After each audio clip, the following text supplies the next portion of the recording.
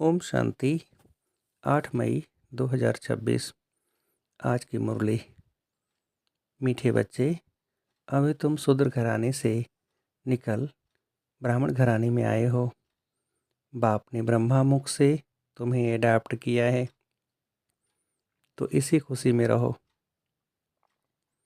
प्रश्न: कौन सा गुह्यराज ब्राह्मण कुल वाले बच्चे ही समझ सकते हैं?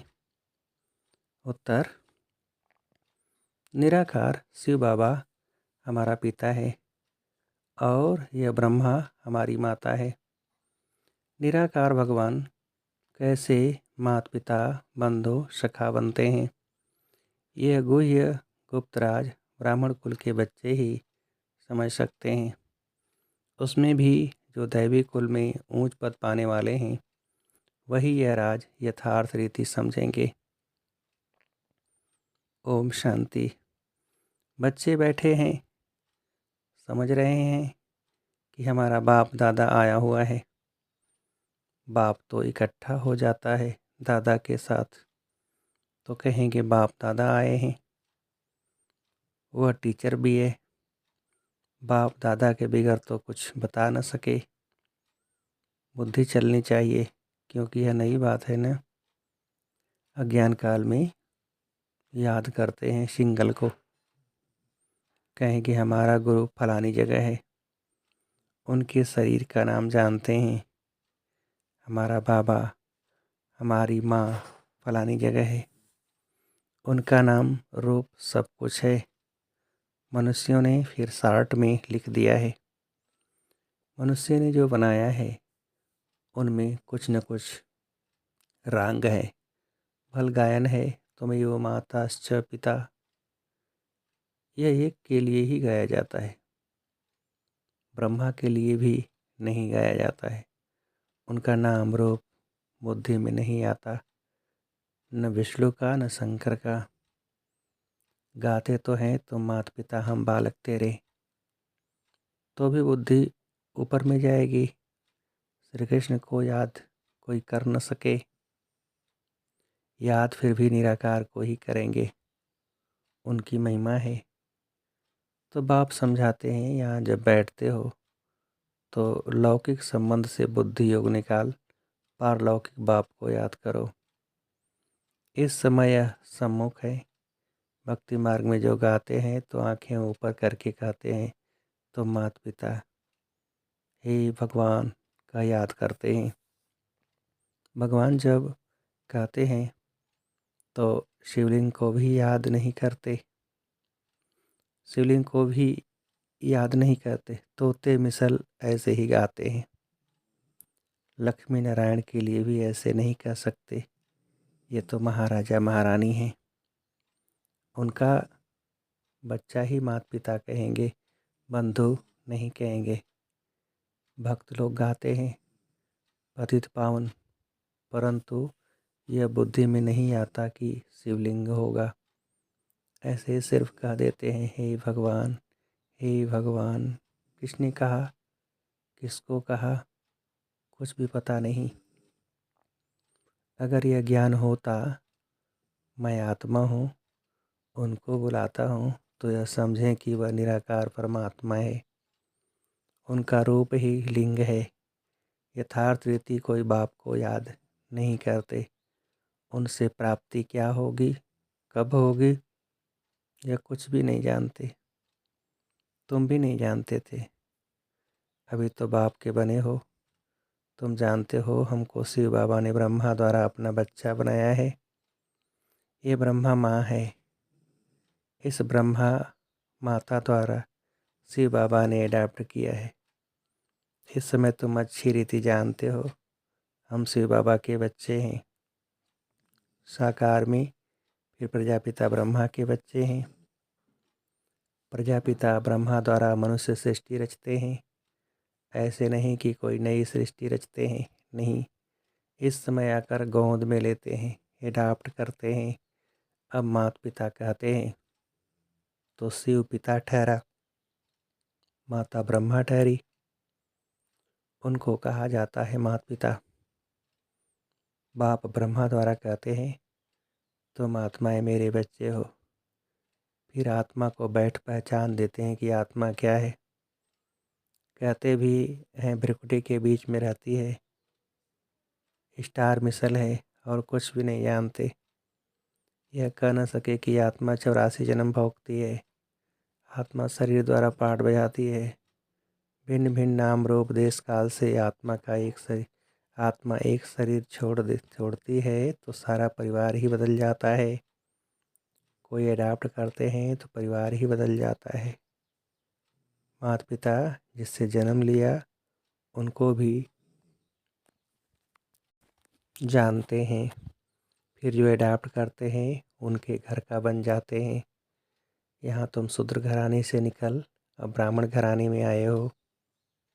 ब्रह्मा तन से तुमको अडॉप्ट किया, तुम तो ब्राह्मण कुल में आ गए।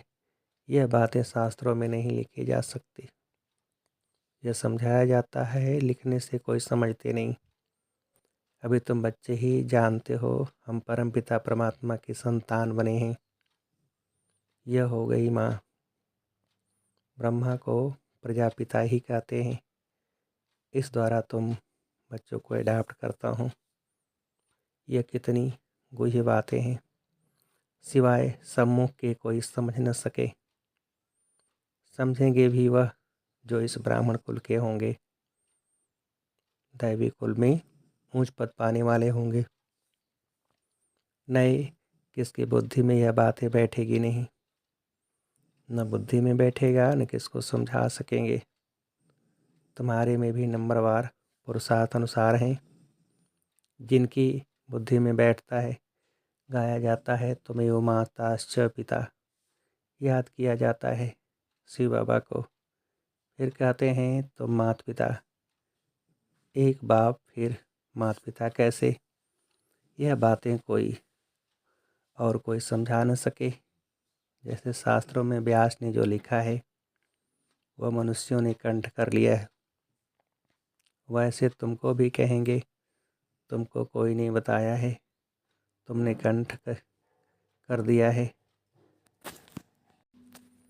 नए मनुष्य के लिए समझना बड़ा मुश्किल है। यहाँ रहने वाले भी कोई किसको इतना भी समझा नहीं सकते। तुम आत्मा हो, तुम्हारा बाप परमपिता परमात्मा है। वह बेहद का बाप ही बेहद का वर्षा देते हैं।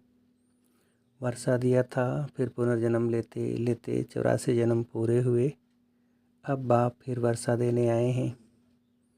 यह किसको समझाना कितना सहज है। तो माता पिता किसको कहा जाता है, विचार की बात है ना।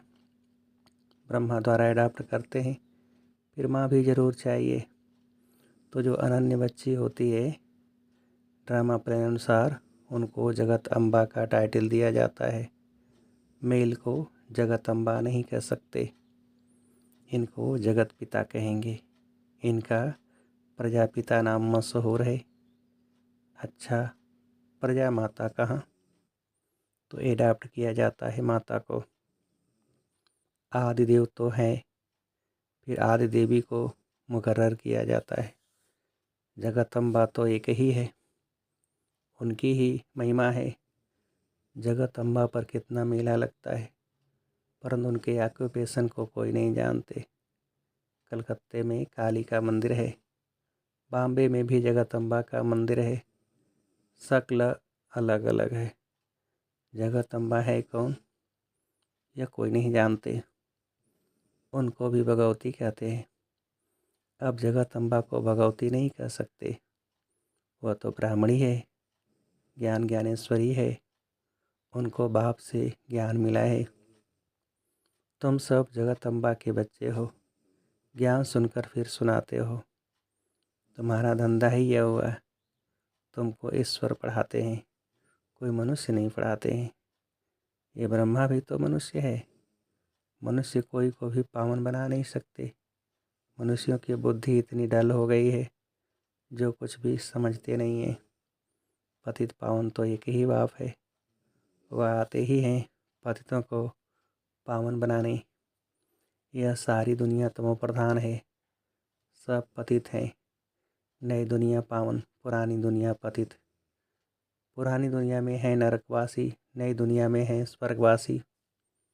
बुद्धि भी कहती है सतयुग में सिर्फ भारतवासी देवी देवताएं होंगे और कोई नहीं थे। अभी तुम बच्चों को यह ज्ञान मिला है। नई दुनिया में पहले सूर्यवंशी देवता थे, फिर चंद्रवंशी हुए तो सूर्यवंशी फास्ट हो गए। चंद्रवंशी के बाद फिर वैश्यवंशी आते हैं। बरोबर लक्ष्मी नारायण का राज्य था।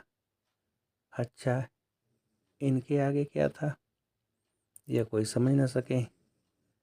तुम बच्चों को बाप ने चक्र का राज समझाया है। द्वापर में हैं वैश्यवंशी, कलयुग में होते हैं शूद्रवंशी। अभी तुम जानते हो हम ब्राह्मण बने हैं। तुमको बाप ने अपना बनाया है, अर्थात शूद्र धर्म से देवता धर्म में ट्रांसफ़र किया है। अब सूर्यवंशी चंद्रवंशी तो हैं ही नहीं। न लक्ष्मी नारायण का राज्य है, न राम राज्य है। अब है कलयुग का अंत। कलयुग के बाद जरूर सतयुग आएगा। कलयुग में यह पुरानी पतित दुनिया है, महान दुखी हैं। इसलिए देवताओं की जाकर महिमा गाते हैं, माथा टेकते हैं। अच्छा, लक्ष्मी नारायण को यह राज्य किसने दिया? कोई है जो बता सके? कोई के भी ख्याल में नहीं होगा, क्योंकि बुद्धि में है कलयुग अभी बच्चा है, 40,000 वर्ष पड़े हैं, इसलिए ख्याल आते ही नहीं। अभी तुमको यह ख्याल आता है। कई बच्चे कहते हैं हमें याद नहीं रहती। क्यों नहीं रहती? क्योंकि सवेरे सवेरे उठकर याद में बैठकर धारणा नहीं करते। समझते भी हैं, फिर किसको समझा नहीं सकते। ये तो ज़रूर होगा। सब एक रस तो समझदार बन न सकें। समझदार भी चाहिए, बेसमझ भी चाहिए। बहुत समझदार तो जाकर राजा रानी बनेंगे। जितना जितना जो जास्ती समझते और समझाते हैं उनका नाम बाला होता है। प्रदर्शनियाँ होती हैं तो लिखते हैं बाबा फलानी को भेजो। तो क्या तुम नहीं समझा सकते हो? बाबा उनकी प्रैक्टिस चाहती है, हम थोड़े कच्चे हैं। बाबा खुद भी कहते हैं कहाँ से भी निमंत्रण मिलता है तो लिख कर भेजो। कौन कह रहे हैं, कौन कौन है, तो हम देखेंगे किस किस को भेजना चाहिए। सन्यासी भी उस निमंत्रण पर हैं क्या? फिर बहुत अच्छी ब्रह्मा कुमारी को भेजना होगा। अच्छा, कुमार का है, मनोहर है, गंगे है, इसमें से किसी को भेजो। बच्चे तो ढेर हैं, जगदीश को भेज दो, रमेश को भेज दो। तुम भी समझते हो एक दो से होशियार हैं। जैसे जज मजिस्ट्रेट होते हैं, एक दो से होशियार होते हैं। गवर्नमेंट मानती है एक दो से होशियार हैं, तब तो केस एक दो से ऊपर जाते हैं। फिर हाई कोर्ट में जाओ, फिर उनसे ऊपर, उसने भी जजमेंट ठीक न दी तो फिर उससे ऊपर जाएंगे। इनके ऊपर तुम रहम करो। अब यह सब बातें यहाँ होती हैं, सतयुग त्रेता में होती नहीं। फिर द्वापर में राजा रानी का राज्य होता है। वहाँ तो महाराजा महारानी ही केस संभालते हैं। केस होंगे भी थोड़े। अभी तो तमो प्रधान पतित है ना, तो बादशाह के पास केस जाएगा तो थोड़ी सज़ा दे देते हैं। कड़ी भूल होगी तो कड़ी सज़ा देंगे। यहाँ तो कितने जज वकील ढेर हैं। इतना कारोबार में फ़र्क है। सतयुग में क्या होता है यह किसको पता नहीं। अब बाप ने समझाया है, कोई से भी पूछो इन लक्ष्मी नारायण को जानते हो?